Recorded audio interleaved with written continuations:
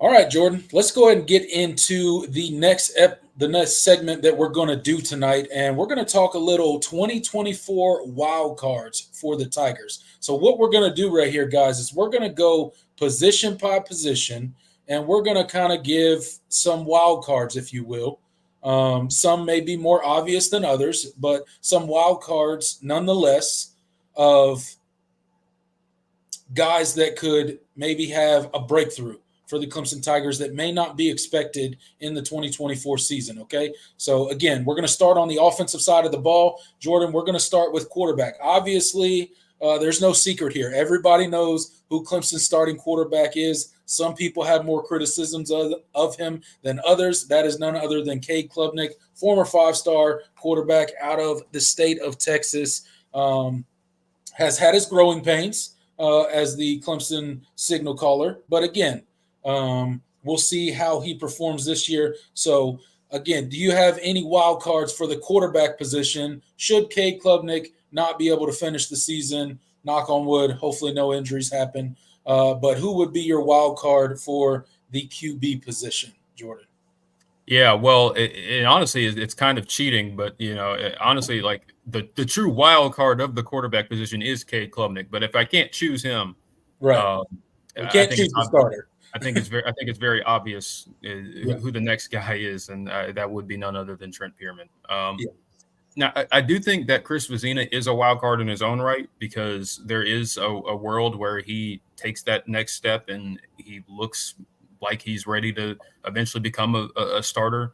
But I do think Trent Pierman is the wild card here because if Cade, God forbid, does not perform up to what Clemson needs him to be, and they have to make a quarterback change, I do think Trent Pierman would be that next guy.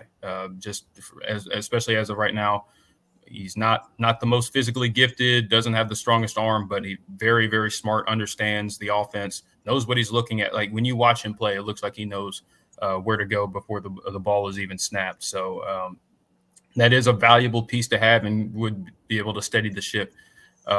Even I'm talking about if Cade doesn't perform, but also what if Cade gets injured? So either way, you have to have that guy. So I do think it would be Trent Pierman and Chris Vizina in his own right is kind of really the whole quarterback room is a wild card. It's kind of funny because it truly is. There really is a wide variance of outcomes as for all three of these guys. Maybe Chris all of a sudden he looks like he's ready to be that guy and he's really QB2.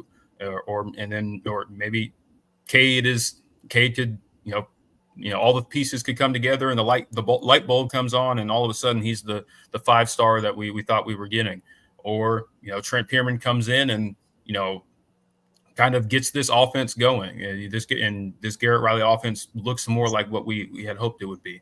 So it kind of is the whole room in a sense is a wild card. But I'll go with Trent Pierman because I think that he's the next in line and he's the guy that has to step up if things don't go right, whether it's injury or lack of performance.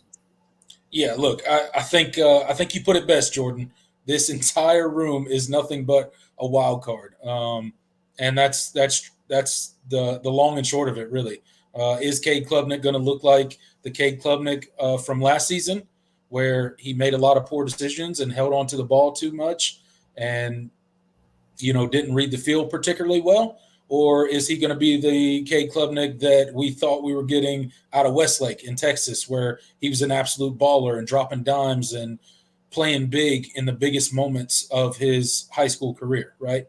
But I think you're right. I think Pierman's the definite play here, just from the perspective of what we saw in the spring game. I know there was a lot of Clemson fans screaming after that spring game, why isn't Pierman the starting quarterback for the Tigers? Because, frankly, he did look pretty good, right? He looked like he knew where he wanted to go with the ball at all times. He looked comfortable in the pocket. He presented himself as a playmaker, a guy that can operate outside the pocket, a guy that can really hurt a defense when things break down. So I think for those reasons, Pierman's the obvious choice here. Like I said, some of these are going to be obvious and some of these are going to be less obvious with the picks that we go. But again, I agree with you, Jordan. The quarterback room is entirely a wild card. What are we going to get this season? I don't really think anybody knows. We hope we get the Cade Klubnik, the 5-star Cade Klubnik that we recruited out of Westlake. But again, we don't know. So entire wild card there. Let's move on to the running back position. There's a lot of names to choose from here, Jordan. And I know across college football, if you're not a Clemson fan and you're not digging into our depth chart really well, you may not know some of these guys, but there is a lot of depth and a lot of good depth, I think. I think CJ Spiller has done a phenomenal job of stacking talent in this running back room. We did have a transfer this past offseason, but again, there's still a ton of depth in this room. We do lose Will Shipley. Again, I'm not going to pick Phil Maffa. Obviously, everybody knows what we have in Phil Maffa, but I would go with my wild card. I would say Easy E, David Ajamume, would be my wild card. Freshman coming in, everybody knows the speed that he has. I just think that gives him a unique ability to kind of offset what a running back like Phil Maffa does. So that's a wild card to me, a younger guy that may kind of break through and get a little bit more playing time than people may think he gets. So, yeah, man. Wow, I'm kind of surprised. I thought we were going to be in agreement, but we're actually reaching the first time we picked two different guys. I think I had to go with Jay Haynes for me. I think, yeah, from what he's presented in the limited action he's gotten, I do think that he provides the most dynamic ability outside of Phil Maffa in the running back room. And I think, Phil Maffa is your guy. He probably should have had 1,000 yards last year. I think I feel pretty confident he'll eclipse that this year. Jay Haynes is a guy that was kind of flew under the radar as a recruit, went to his high school was like 2A in the state of Alabama. But man, is he a legit athlete. And I do think he presents a lot of mismatch opportunities, especially if he can develop as a pass catcher. But I do think he has a big playability, shiftiness. I really did like his tape coming out, and the limited action he did look like he had some kind of some burst to him.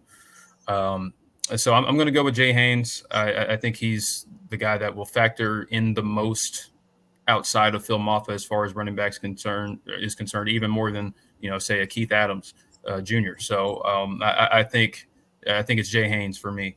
He's kind of the what are we going to get out of him this year? I'm confident in him. I'm really excited about his future, but what do we get out of him going into his second season?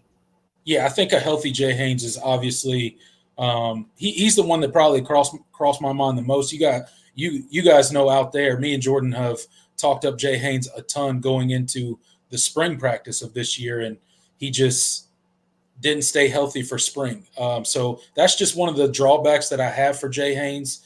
Not saying that this dude is not dynamic. When healthy, he could bring an explosiveness to this offense that we haven't seen from a running back in quite some time, I think, just because of his speed and athleticism and his ability to just make plays when the ball's in his hand, especially when he's in space, right?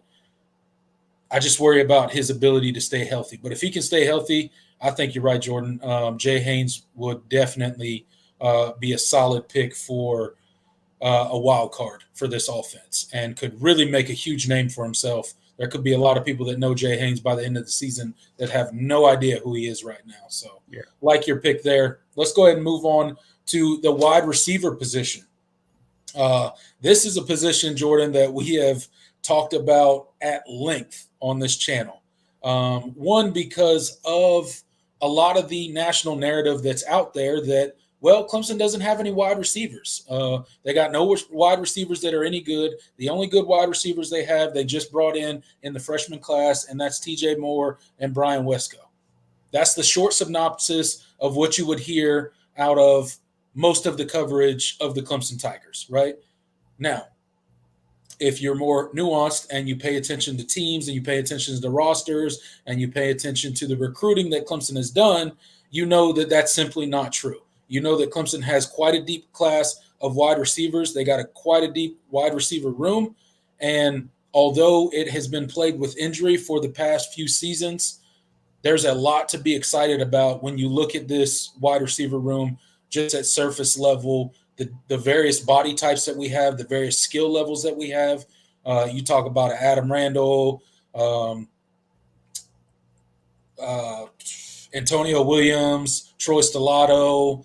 I mean, the list goes on and on. Okay. So, who is your wild card to possibly break out and finally let the country know that we do have good wide receivers at Clemson? We just haven't necessarily put together a competent offense on the field in a couple seasons.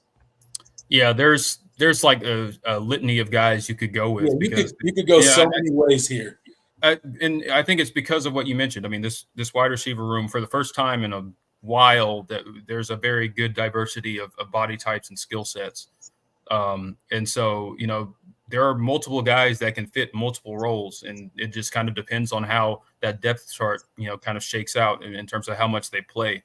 So when I was thinking about like a high variance of outcomes, uh, I'm going to go with Adam Randall because I think there's a world where he doesn't really put it together, and he's expected to be that boundary receiver, and you bring in two 5-star receivers who can absolutely play on the boundary. Yeah. If he isn't giving you the explosiveness and big playability that those two can, then maybe he fades kind of into the background. But then on the other hand, Adam Randall is the most physically gifted wide receiver in the entire room. Yes, Just yes. the dude is built like he's built like AJ Brown. Like it's like and his rare combination of size and speed. It's I mean you really you can't coach that. So I think for him, and we kind of talked about it last week, it really is about him just, kind of fully, putting his all 100% into every single rep and kind of getting over that mental block that I think he had at times last year after, coming off of injury. So I think I had to go with Adam Randall, but there's like I said, there's a couple guys that I would have thrown in the mix as well. But who are you going to say? So I went back and forth on this a little bit because, again, like you said, that you can go so many ways with this wide receiver room, and there's so much good potential in here that could literally have, like, I could pick like four of these dudes, five of these dudes that could have breakout seasons, right? Um, that have the potential, right, to have breakout seasons. But I'm going to go with a guy that spent all of last season injured, a guy that had a breakout season a year prior, and that's Antonio Williams. I think a lot of people have forgot how good Antonio Williams is and how explosive he was in this offense. Remember, the year before Tyler Brown, he was Tyler Brown, right? He was that breakout freshman wide receiver that really was kind of it for Clemson's offense, right? One of the only big key tools that we had in that offense that season, right? And then he just kind of lost his momentum last year. He spent all of last season really hurt. He comes back for the bowl game, but he's not really healthy. You could visibly see that he wasn't Antonio Williams on the field. Now, all reports during spring practice were that he looked all the way back to where they always knew Antonio Williams was. So I just think a guy like that is going to come into the 2024 season very hungry to prove himself, right? We see this a lot with players when they get taken away from the game for an extended period of time, whether it be injury or what have you. They gain a new appreciation for how important football is to them and how much they missed it and how much they want to be out on that field. And for those reasons, I think Antonio Williams can be a key explosive guy in this offense and really be a problem for defenses, not only because of what he can do on the field, but I think he's going to be super motivated to come back this season and really put it together on the field after being removed due to injury all last season. I think that's a great pick, man. He is, and like I said, people, and like you said, people have kind of forgotten how good he was as a freshman, and just because of the injury concern. I mean, and that's kind of been a trend for a few of the guys in this room. It's like there are a lot of like we've seen them at their best, and we know what we have. But then it's been, well, they haven't been able to put together more than one season in a row of that, whether it was injury. I mean, mostly because of injury. Yeah. Uh, so it really is the kind of this is kind of the year where everything you hope it coalesces, and you have a healthy, versatile, explosive wide receiver room, because I think the tools are all in the toolbox. So I think Antonio Williams is a great pick. Some other guys, we talked about Cole Turner last week. I think he's a huge wild card as far as how he fits into this offense. Fastest guy on the team. We saw what big playability he offered at the end of 2022. Yeah. And obviously he spent a lot of last season hurt. Yeah, I know it's a pretty common trend. Common theme. Common theme. So I really do like where this room is, and people in the comment section have mentioned Troy Stellato. Ronan Hannafin is a guy we haven't talked about a ton that the staff still is really, really high on. We'll see kind of how he factors in as we get through fall camp, because he could work his way into the rotation a little bit going into his second year. Of course, you still have Noble Johnson in the room as well. He's still kind of recovering from the offseason incident, but he still has a lot of time to grow as well. So yeah, I mean, and then and that's not even we passingly mentioned Bryant Wesco and TJ Moore coming in as true freshmen. Yeah. So it's exciting. And Tink Kelly as well, who I think is going to be he crossed my mind. He's going to be kind of a interesting cog in that whole machine. I think he'll be a big factor in special teams. We'll see what how they get him involved in the offense as well. But man, it really is a good room.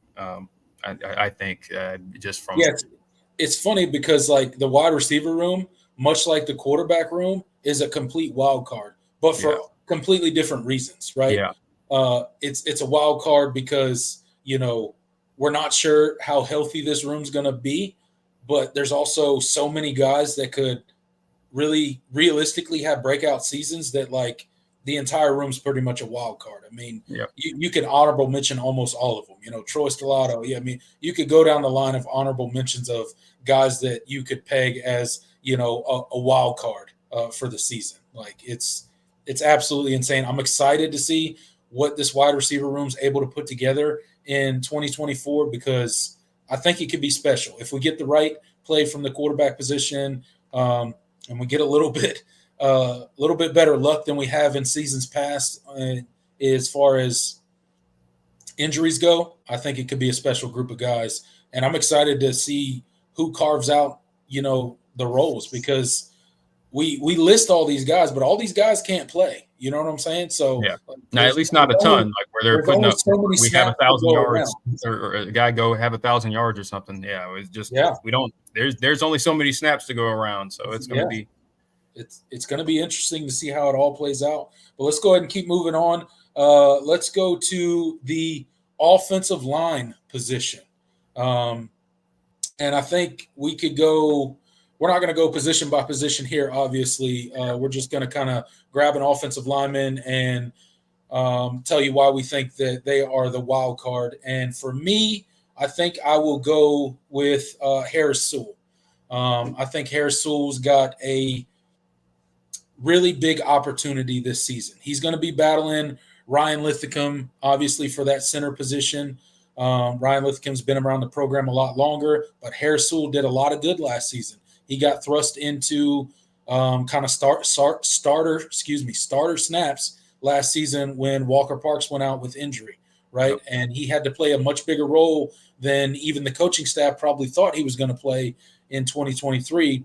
But I think he performed adequately. Obviously, he had some freshman moments and he struggled at times. And, at times he looked a little overwhelmed out there. But I think it was key for his growing and development, right? So I think that 2023 season, albeit not great at times for Harris Sewell, I think they're going to pay dividends for him in the 2024 season. And I think having a young guy, a sophomore, that would be super unlikely to have a starter at center that's an underclassman for Clemson. They tend to not do that sort of thing. But I think before season's end, you're going to see Harris Sewell as the starting center for the Clemson Tigers, and I'm excited to see what he produces this season because I think it could be special. Yeah, I think that is a really good pick. And I was debating. This one was probably the hardest to go through because I do think there are a lot of. I mean, it's kind of weird because this offensive line has 4 or 5. Their 5 starters coming back, but Right. there is still some question, and obviously center is the biggest point in that. But what do you get out of left tackle? That's I think that's another question. It was kind of a who's ready to go that week type of thing last season, Yeah. between Tristan Lay and Colin Sadler. So I'm going to go with Tristan Lay because I do think this is kind of a make or break year for him, where he kind of has to put it together. And he was highly recruited, former 5-star out of the state of Virginia. Like, the guy has shown flashes, and you kind of see it.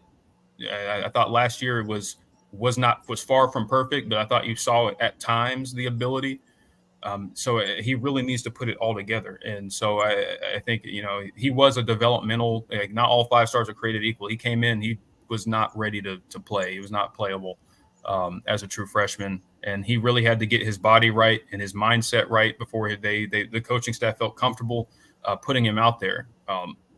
But now I think you would hope after last season he's kind of gotten over that hump and gotten into a point where he can be that left tackle and you have that consistency up front. Because if not, you got to go with somebody else, whether it's Colin Sadler seems like the obvious kind of the next in line. But I think you have to get that solid and consistent and trustworthy play out of your left tackle position, because that's arguably the most important position on the offensive line when you have a right-handed quarterback. So it's got to be better this year. And so I'm going to go with Tristan Lay because I think this is it's kind of either he kind of figures things out or he kind of fades into the background, and the younger guys kind of pass him up. So I kind of went with him. Yeah, let's hope it's the former for him and not the latter. Really be excited. I really do. Like, I still have a lot of hope for him, and I do think I err on the side that he does figure it out.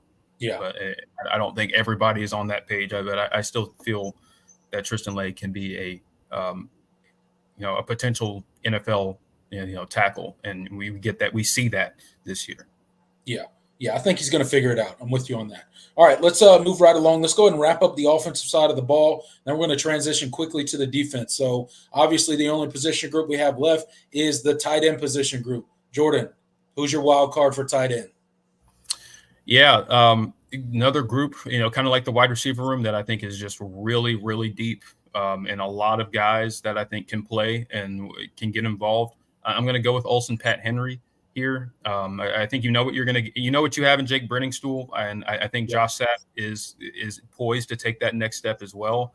But I'm going to go with Olsen Pat Henry because I do think he offers a lot from a Sapp as well, but he offers a lot from an athleticism standpoint. He's like having another receiver out there. Yes. So I think him kind of coming into his own as a pass catcher, I do think makes him a really, really intriguing player coming into this year. And so this is a very talented tight end room, or this is probably the most talented it's been, at least since I've been alive, I would say. You could probably go back to 2010, 2011 when you had Dwayne Allen and Brandon Ford, and you can go back to Lil Leggett, but you never really had a stable, like a stacked, lineup of really capable tight ends, and I think Clemson has that. And that's not even mentioning, borderline 5-star tight end Christian Bentaker coming in as a true freshman, who I think is going to be one of the best to come through Clemson when it's all said and done.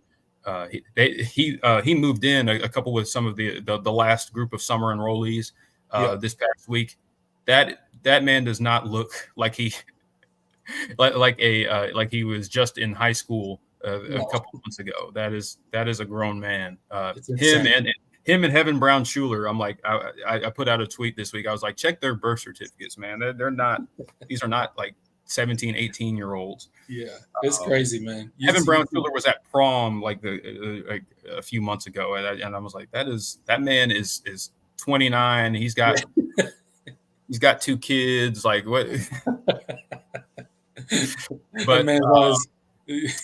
that, yeah, that. But on that note, a little aside, like I do really like this tight end room, and but Olsen Pat Henry is my pick. I really excited for him as a recruit. Yeah, I think I agree with you there. I think Olsen Pat Henry definitely has displayed the big playability, right? He's displayed the ability to be that matchup nightmare for defenses. He's super athletic. Like you say, he's like having another wide receiver on the field. And that's just not a good thing for opposing defenses, right? So I think Olsen Pat Henry is the obvious pick there. I think he's going to have a good season for us, I think. So would like to see what he kind of puts together in the 2024 season.